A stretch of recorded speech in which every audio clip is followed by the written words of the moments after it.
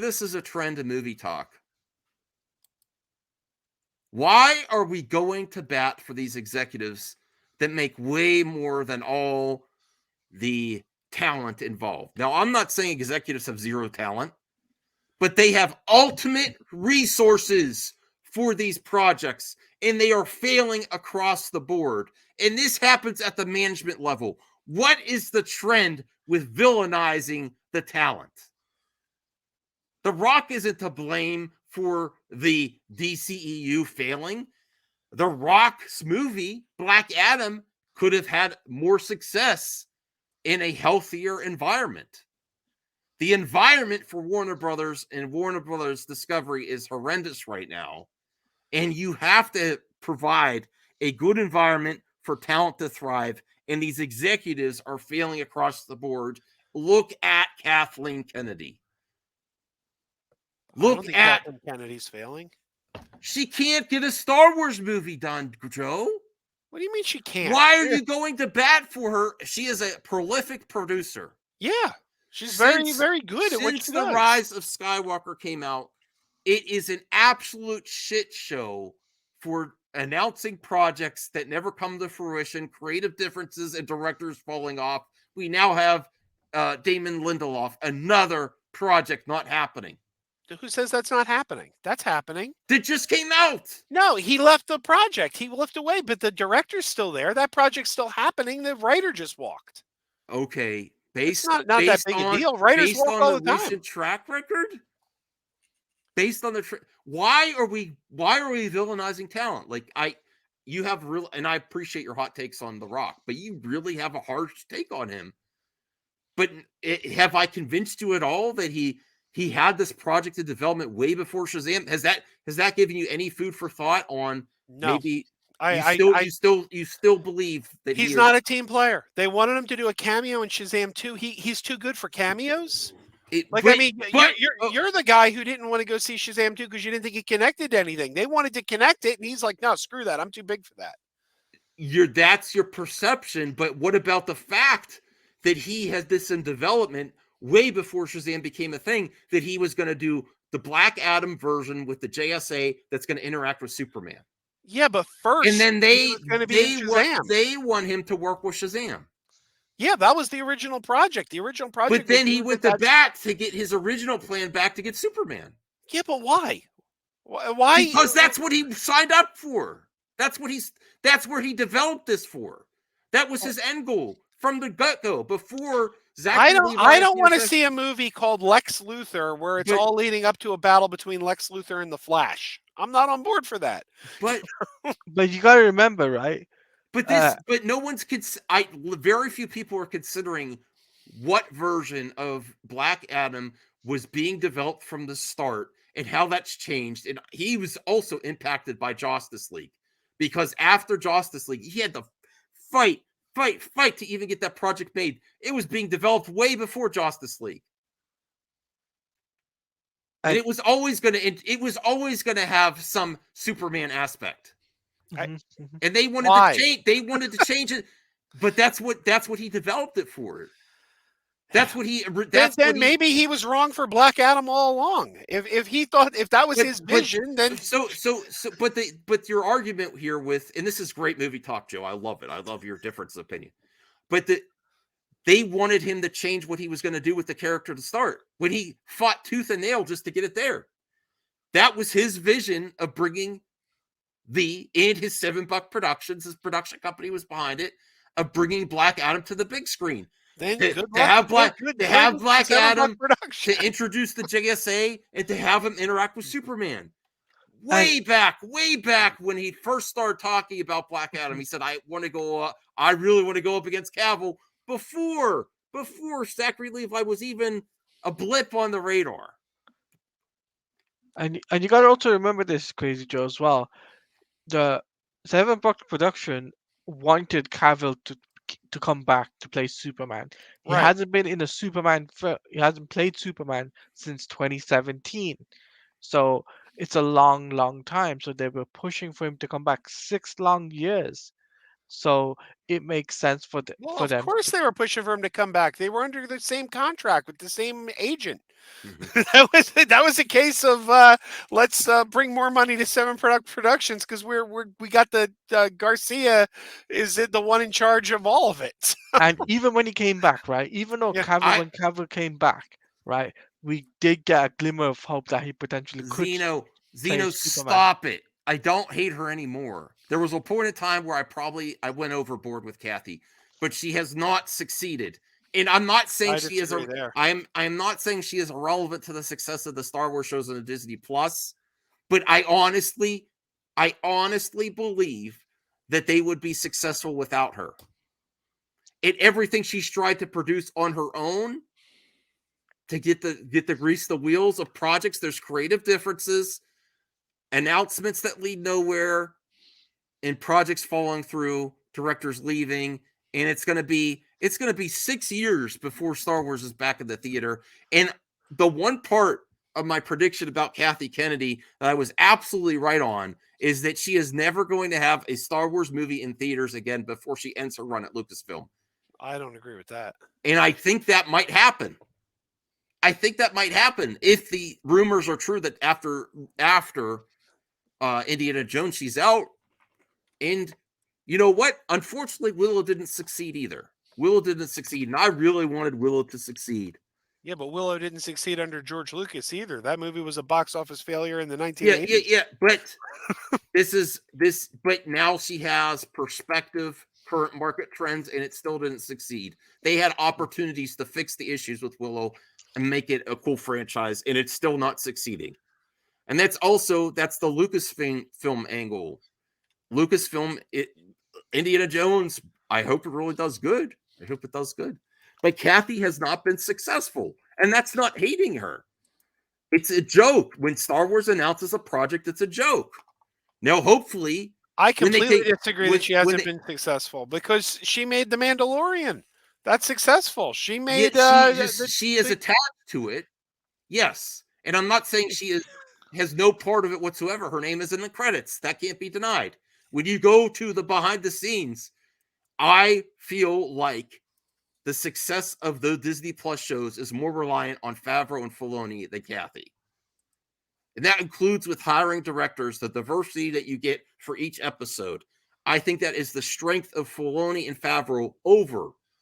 If I would have given a percentage, I would say 75% Filoni and Favreau, 25% Kathy. And that's being generous in my opinion. But go ahead. What's your percentage of the success of the Disney Plus angle of Star Wars? What would you give it the percentage to Kathy Crazy Joe? Well, I don't know, but she's the one who brought the talent in. Favreau is there because I've long said that I think Bob Iger got his boy Favreau to help when Star Wars was in dire need. That's my speculation. I don't think Star Wars was ever in dire need. Are you kidding me? Look at before Baby Yoda. Look at the sequel trilogy. That was Kathleen Kennedy. Yeah, it's two of the highest-grossing Star Wars films of all time. It's significantly lower, and the reception was horrible by the time The Rise of Skywalker came out. Yeah, that's kind of BS, though. I mean, like, there was a vocal minority online hating on the Last Jedi, but the box office was doing great. It was the #1 selling Blu-ray DVD the following year. It had a really high score on Rotten Tomatoes. It had a high cinema score. I mean, all the measurable metrics were that audiences really dug that movie. And then there were people on YouTube complaining about it, but the numbers didn't match up. Like, all the measurable metrics showed people were digging that movie. And it's the second highest grossing Star Wars movie of all time. Mm-hmm. All right. Well, it went down. Solo did lose money. And then there was no, if it was such a success, Crazy Joe, there should have been another Star Wars movie in the theaters. I just don't. It baffles me that people like to defend these executives that get paid so much money, have ultimate resources, and ultimately fail with these universes. Well, I don't defend the ones that fail. Like, I nobody is defending. I don't know what's one that failed. I'm trying to think. Hamada. Well, Hamada was great. The guy before. Are you kidding me? Are you joking? Hamada was fantastic. Are you kidding me? I love your have, difference of opinion. dude. I have Now, always said Hamada's the man who saved the DC universe, and then he got a run of bad luck. Then why is with Why is James Gunn subverting both the Snyderverse and the Hamadaverse? What do you mean? getting rid of both. He's getting rid of both. Well, the Hamadaverse and the Snyderverse aren't really things. They were the same thing. It's the DCEU. I mean, that's one shared universe. The Snyder films, the Hamada films, they existed in a shared universe. I always say Hamada came in to a failing franchise, and he was told And made it fix worse. this. Made it worse. What are you talking about? He fixed it. Look at the reception of his films versus the reception of the films They've that been came out bad. before him. No, they weren't Based bad. on box office, they've been bad. Well, yeah, of course. They came out during a pandemic. He had the first $1 billion movie with Aquaman. He had well, I don't know if we can count the Joker because that wasn't part of that universe. Then Shazam, 90% on Rotten Tomatoes. We had then Birds of Prey, which was certified fresh. Came out, had the unfortunate distinction of coming out right on the precipice of the pandemic. Then we had the only two movies that came out under his watch that got Rotten Tomato scores were Wonder Woman 84 and Black Adam. And then we had Suicide Squad, which was really well received. He had the really, really smart move of saying, looking at the Justice League and looking at those characters and saying, these characters are toxic right now. We're coming off a really, really bad phase. These characters are toxic. We need to put these characters on the shelf, triage our universe, work on standalone films, get the public reception good again, which if you look at the tomato scores clearly was working. And then he said at a later date, we will bring them back together. That later date was The Flash. Now, unfortunately for him, he had the misfortune of the pandemic. The pandemic screwed everything up. And the movie where we were finally going to see his vision realized kept getting delayed. Next thing you knew, he was out the door before we even got to see his universe play out. But it was clearly working. If you look at Wonder Woman 84, Birds of Prey. Exactly. Bad. I liked Birds of Prey. Yeah. But certified fresh. But it did not make money though, man. Well, no, because it was rated R. That's not the only reason, bro. No, because people liked it. If you look, people liked that movie. Not the audience score. Are you kidding? The audience score was positive on that movie. Let me see. Let me double check this. Let me bring this up. You got to check. You got to check Cinema Score. Keep in mind, because the audience score on Rotten Tomatoes doesn't count. Well, count, but I'll check both. I'll check both. Okay. Yeah, while Max is looking at that, let me give my 2 cents on. Oh, actually, I'm surprised. Okay. Hold on a second. This is better than I thought. My honest thing is, right, the reason why Aquaman made $1 billion, it was because Jason Momoa was teased way back in 2016 as a big player. Because if you remember, he was going to unite the Seven. Remember that big poster, Unite the Seven with the trident and everything? That made him look like a badass. Obviously, people want to go see an Aquaman film after that. Okay, so I'm actually shocked. I thought this was 78 across the board. That is good. Yeah, this was a really well received film. It didn't do good box office, and I could tell you why exactly. For the people that showed up, though, that showed up. Yeah, because what do you call it? The target audience couldn't see the movie. You say cinema score? Yeah, Cinema Score. Because like my daughter, she would have loved to see the Birds of Prey. She loves Harley Quinn. We didn't take her to see it. It's rated R. And I kept saying the teenagers who made Suicide Squad. But that was after the success of Deadpool. Right. And that's kind of the angle they were going with it. You know? But that was a mistake. And also, if you look at Birds of Prey, Deadpool did it. Well, yeah, but but Deadpool did it. But that was a mistake to do it with Birds of Prey. What do you call it? This was a spin-off of Suicide Squad, which was a big hit for them. Suicide Squad was PG-13. Is that good? I don't know if B+ is good. Oh, that's good. That's absolutely good. You got a B+ in math. Your mom would take you to Toys R Us. No. But I heard Grace Randolph breaks it down. Yeah, but she's an idiot. Is it? I'm gonna Google. Is B+ a good cinema score? Hold on. Exactly. Robotic. Where's I just lost it. Robotic Dre says Birds of Prey came out when the pandemic started too. That's true. It was like I think maybe 3 weeks before the pandemic. Here's according to Wikipedia. All right, so Axel's in here. Hey, Axel. Hello. So B cinema score is okay from Matt. Okay. Hey, how you doing, Axel? Yeah, not bad. How about you? Okay. I'm great now that you're here. Good. That's good. All right, so here's Google. It's not as rosy as you're saying, though. I'll tell you. No, not hell no. Rosie O'Donnell will not get a good cinema score. But anyway, cinema score from Wikipedia will go to multiple sources. A's generally are good. B's generally are shaky. C's are terrible. D's and F's, they shouldn't even made the movie.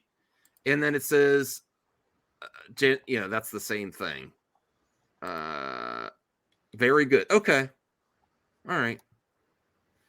These movies could still make the top 10 list, but usually have something missing that keeps them from really standing out. Okay. I know when I was in grade school, if I got a B+ on math, I got a toy from Toys R Us. Mm-hmm. So as Daniel says, yeah, Unite the 7, towards me because they had Funko Pops and action figures for Aquaman from BVS. Well, this is since you're in the chat, Matt. This is also this is something I'm getting. What? Matt's hidden. He's right here. No. I can see it. I don't know how to unhidden. Oh, I don't know. Well, I could see him in StreamYard. Okay. Well, it says this is something I'm so sick of, and this is a lot in movie talk, defending executives that ultimate resources and creating villains of talent and directors. For example, the Rock, and I know you're going to go hard at The Rock. That's your fair criticism. He deserves criticism for sure, but I don't think he should be paid as much as a villain as he has recently. And I do think ultimately he didn't even play a villain. He just played an anti-hero. No, I'm saying The Rock is being painted as a villain, not the character Black Adam. Keep in mind, The Rock was one of the executives on that movie. It was his production company. Producing. But I do